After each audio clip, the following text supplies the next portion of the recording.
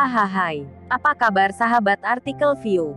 Kali ini saya akan membacakan lanjutan alur cerita kisah CO muda berpura-pura culun. Tapi, sebelum mendengarkan kisah ceritanya, silahkan cari posisi yang nyaman dan jauhi keramaian.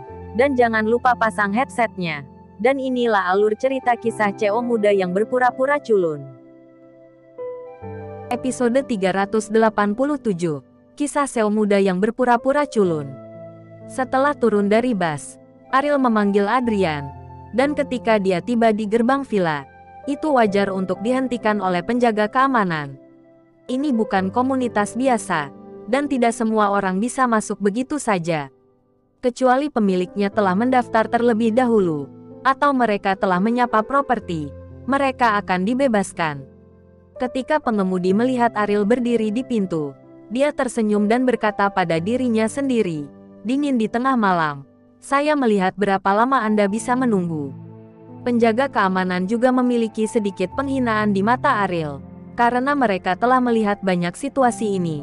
Banyak orang yang ingin berbicara tentang kerjasama akan menunggu tujuan mereka di pintu. Tetapi dia belum pernah melihat seseorang seperti Ariel, yang membuatnya curiga apakah ada yang salah dengan Ariel. "Kawan, siapa yang kamu tunggu?" Pada saat ini, bos besar di dalam tidak mungkin keluar. Penjaga keamanan mengingatkan Ariel dengan ramah. "Saya mencari Adrian. Dia akan segera datang," kata Ariel. Mendengar nama Adrian, ekspresi penjaga keamanan melintas dengan sedikit kejutan. Adrian adalah orang yang sangat terkenal di area Villa Huahai. Sulit untuk melihatnya, dan dia melihat nada suara Ariel. Adrian masih harus keluar untuk menjemputnya secara langsung. Kata-kata seperti itu terdengar seperti lelucon di telinga penjaga keamanan. "Kawan, kamu pasti tidak pernah kalah saat menyombongkan diri, kan?" Penjaga keamanan itu berkata kepada Ariel sambil tersenyum. Itu benar, Ariel tahu apa yang dipikirkan penjaga keamanan, tetapi dia tidak peduli. Setelah menunggu kurang dari 2 menit, sesosok datang berlari dari kejauhan. Tidak berani berhenti sama sekali, karena takut dia akan berlari lebih lambat. Ketika sosok itu semakin dekat dan penampilannya semakin jelas, satpam itu tercengang. "Bukankah ini Adrian? Dia benar-benar datang." Pada saat ini, tatapan penjaga keamanan terhadap Ariel berubah 180 derajat. Bukannya tidak ada yang berjongkok di pintu Adrian sebelumnya, tetapi paling-paling orang-orang itu hanya mendengar asap knalpot mobil Adrian. Dan Adrian tidak akan pernah melihat mereka sama sekali. Tapi sekarang, orang di depannya ini benar-benar bisa membiarkan Adrian menyambutnya di pintu. Bahkan jika itu adalah kunjungan tamu, Adrian bisa memanggil departemen keamanan untuk membiarkannya pergi.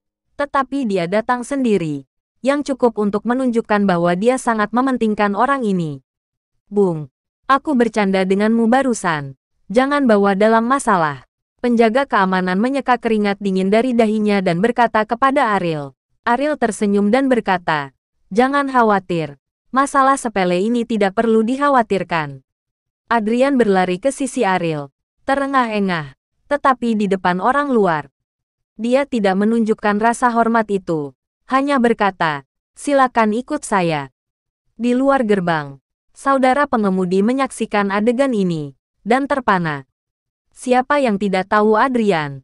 Di masa lalu, saya sering melaporkan tentang keuangan dan ekonomi utama. Ya, bagi pengemudi yang ingin menghasilkan banyak uang, ia memberikan perhatian khusus pada program-program tersebut, sehingga ia memiliki pemahaman yang mendalam tentang Adrian. Orang seperti dia benar-benar akan maju untuk menyapa seorang pria muda secara langsung. "Apakah pemuda ini masih laki-laki besar yang berpura-pura?" Sopir itu berkata dengan ketakutan, dan dengan cepat mengingat apakah dia baru saja mengatakan sesuatu yang berlebihan. Adrian sedikit terkejut dengan kedatangan Ariel yang tiba-tiba, karena situasi saat ini di Bandung sangat tidak menguntungkan bagi Ariel. Logikanya, dia harus menyelesaikan masalah di Bandung. Jadi mengapa dia tiba-tiba datang ke Jakarta? Ketika tiba di rumah, dekorasinya sangat mewah dan megah. Untuk menggambarkannya dengan 2 kata, yaitu kemewahan. Dibandingkan dengan villa sisi gunung yang sederhana, itu lebih seperti istana bangsawan, dengan cahaya keemasan bersinar di mana-mana. "Aku tidak berharap kamu menyukai orang kaya baru," kata Ariel sambil tersenyum. Adrian dengan cepat menjelaskan, ini adalah renovasi sejak lama, dan saya berencana untuk menggantinya.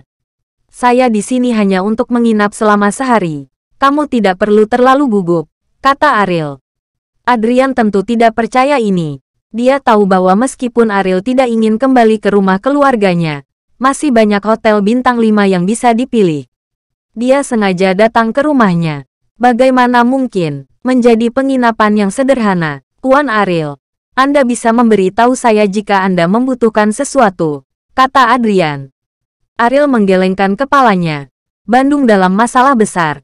Tetapi dia tidak berpikir untuk melibatkan keluarganya di Jakarta, karena ini adalah satu-satunya jalan keluarnya.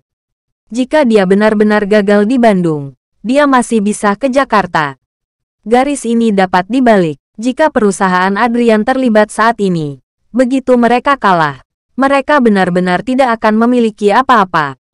Tentu saja, Ariel datang ke Huahai Villa, dan itu bukan hanya sekedar menginap. Saya mendengar bahwa Anda ingin bekerja sama dengan keluarga Sari. Ariel bertanya, keluarga Sari milik keluarga papan atas yang sebenarnya. Ini adalah tingkat yang lebih tinggi dari keluarga Wibowo. Beberapa orang bahkan menyebut keluarga Sari sebagai keluarga pertama di Indonesia. Tentu saja, keluarga Sari tidak mengakui nama seperti itu. Keluarga top ini tahu lebih baik daripada orang lain. Jika Tuan Ariel merasa tidak pantas, saya bisa berhenti bekerja sama, kata Adrian. Mampu bekerja sama dengan keluarga Sari sangat bermanfaat bagi perkembangan perusahaan kamu. Tetapi kamu tidak ingin mengambil kesempatan ini untuk membangun bisnismu sendiri. Lagi pula, setelah memanjat pohon besar keluarga Sari, di mataku, juga bukan apa-apa, kan?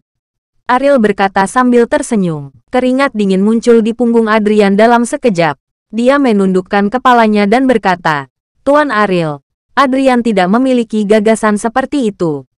Segala sesuatu dari Adrian diberikan oleh Tuan Ariel. Bagaimana saya bisa berdiri sendiri? Petik 2. Saya bersumpah. Saya tidak memiliki hati untuk berpaling dari Tuan Ariel. Adrian melihat Ariel. Tanpa berbicara, sumpahnya tidak bisa diandalkan. Kamu seharusnya tahu lebih baik dariku. Bagaimana bisa beberapa kata bertukar kepercayaan? Ariel berkata dengan ringan, Tuan Ariel, saya akan menyetujui permintaan Anda. Selama saya bisa membuktikan diri, saya bersedia melakukan apa saja, kata Adrian. Ariel menghela nafas dan duduk di sofa.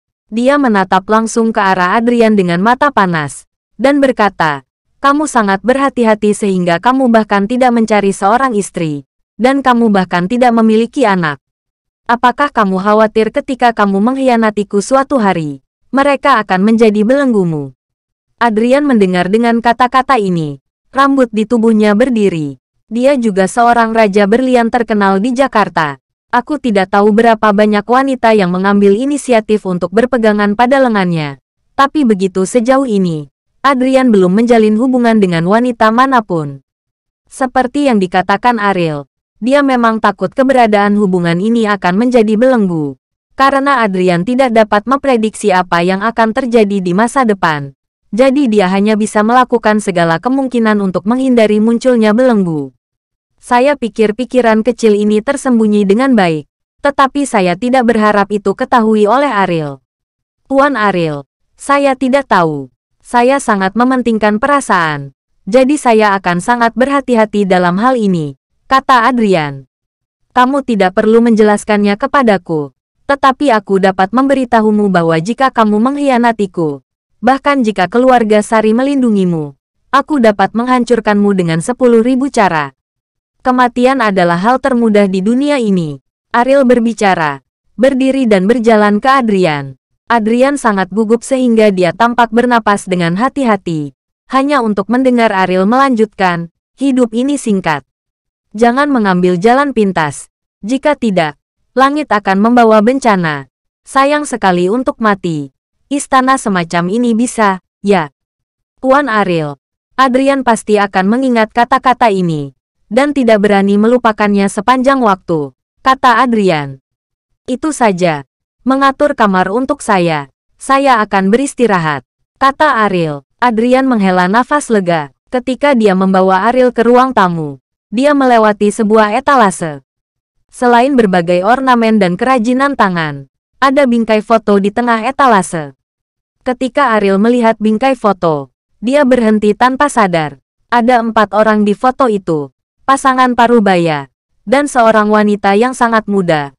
Wanita muda itu memegang lengan Adrian dengan penuh kasih sayang. Tetapi ekspresi Adrian sedikit enggan, seolah dipaksa sama seperti mengambil gambar.